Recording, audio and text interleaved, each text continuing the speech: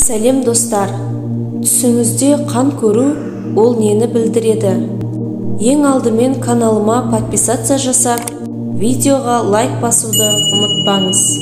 Қанға бұлғанған киім алдыңызда күтетін мансабыңыз кедергі келтіргісі келетін жауларыңыздың бар болуы мүмкін екендігін білдіреді. Бұл түсті көрген адам сенімсіз жаңа танысулардан алшақ болуы қажет. Жарадар сорғалаған қанды көру денсаулықтың нашар болуы немесе жұмыстағы келеңсіздіктер. Түсіңізде өзіңіздің денеңізде қан көрсеңіз, жақын арада туыстарыңыздан хабар аласыз. Түсіңізде қансырап жатсаңыз, уақытша жалғыздық пен өкпеге кезігесіз. Біреудің қанын көрсеңіз, өте маңызды сұрақта салғырттық танытасыз. Жауапкершілікті өз қолыңызға алыңыз. Жақын адамыңыздың қансырауы сіздің эгоизміңіздің кесірінен жақын адаммен байланысыңыз бұзылады. Қанға толған жерді көру ауыр сынақтар, ұрыстарды білдіреді.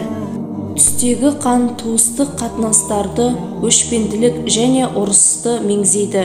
Түсіңізде жарақаттанған кезде қанды тоқтатуға тырыссаңыз, өмірден қайтқан жақын адамыңызға деген сағынышыңыз.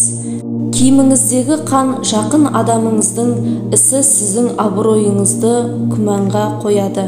Түсіңізде қорғану үшін жауыңызды ұрып, ал оның жарақатынан қан ақса, бұл түс жақын адамыңыздың арасындағы ұрысқа араласуыңыз сізге үлкен салдар әкелетіндігін көрсетеді.